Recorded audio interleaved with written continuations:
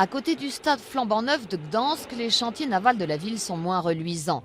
Autrefois vitrine maritime du pays, ils ne construisent plus aujourd'hui que 2 ou 3 bateaux par an.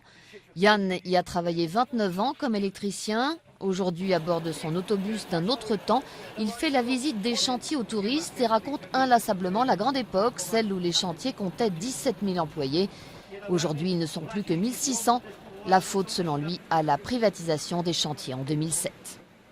Les charpentiers sont devenus des peintres, les électriciens sont devenus des serruriers, et c'est comme ça qu'ils se sont débarrassés d'anciens services. Maintenant, c'est pire, mais pourtant il y a beaucoup de potentiel. Après le pont, dans la partie nord, les chantiers navals pourraient s'éteindre. Ce potentiel des chantiers, certains l'ont déjà détecté depuis un moment, mais ce ne sont pas des fabricants de bateaux. Un groupe d'artistes s'est ainsi installé il y a 10 ans dans l'une des halles et y a créé un institut d'art insulaire. Toutes les expositions évoquent bien sûr les chantiers navals.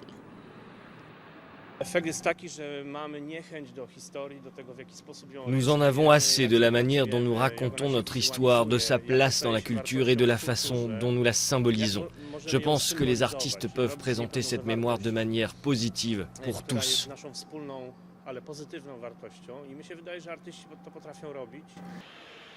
Mais les chantiers de Gdansk ne sont pas qu'un lieu de mémoire. À côté des halles délabrées, d'autres regorgent d'activités. Comme celle de l'entreprise Sunreef Yacht qui fabrique des yachts de luxe. Son propriétaire a misé sur le savoir-faire des ouvriers polonais.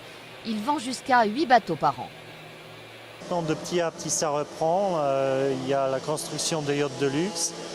Sunreef Yacht, il y a des rénovations de bateaux, de gros bateaux, aussi des fabrications d'autres équipements tels que les éoliennes. Dans un pays qui affiche le plus fort taux de croissance en Europe, plus de 4%, pas question pour les chantiers navals de Gdansk de se laisser transformer en simple musée. Ils recherchent aujourd'hui un nouveau souffle dans l'énergie verte avec le lancement il y a un an d'une unité de production d'éoliennes.